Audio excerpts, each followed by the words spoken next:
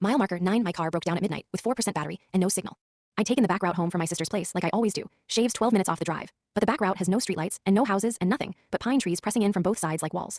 I coasted to the shoulder, tried the ignition 3 more times, and sat there listening to the engine tick. Then I grabbed my phone and got out to walk. Delwood was roughly 4 miles back, the way I came.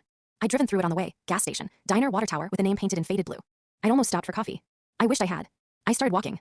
Rural roads at midnight have a specific kind of quiet that I can't really explain to someone who hasn't experienced it. Not peaceful. The other kind. The kind that makes your own footsteps sound wrong. I kept to the shoulder, gravel crunching under my sneakers, phone flashlight cutting a thin beam ahead of me. 8 minutes in, I saw the truck. Pulled off the road about 200 yards ahead. Facing my direction. Engine off, no lights, just sitting in the dark like it had been there for years. I slowed without deciding to. Told myself it was probably someone who'd broken down hours ago, probably long gone, probably nothing. I crossed to the other side of the road and kept walking, eyes forward. When I passed it, I looked over. The cab was empty. I kept walking. Didn't run. Running felt like a decision I couldn't take back. 50 yards past the truck, I heard the door open. I ran. Footsteps behind me instantly. Heavy, fast, eating up the distance between us, in a way that told me everything I needed to know about the person they belonged to.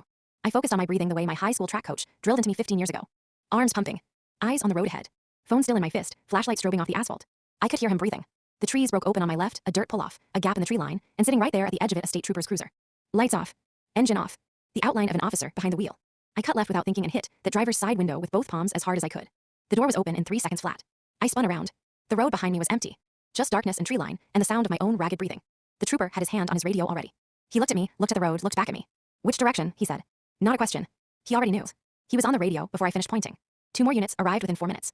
They found the truck still parked at mile marker 9, registration coming back to a man with 2 prior charges in neighboring counties, both involving women, both on isolated roads at night.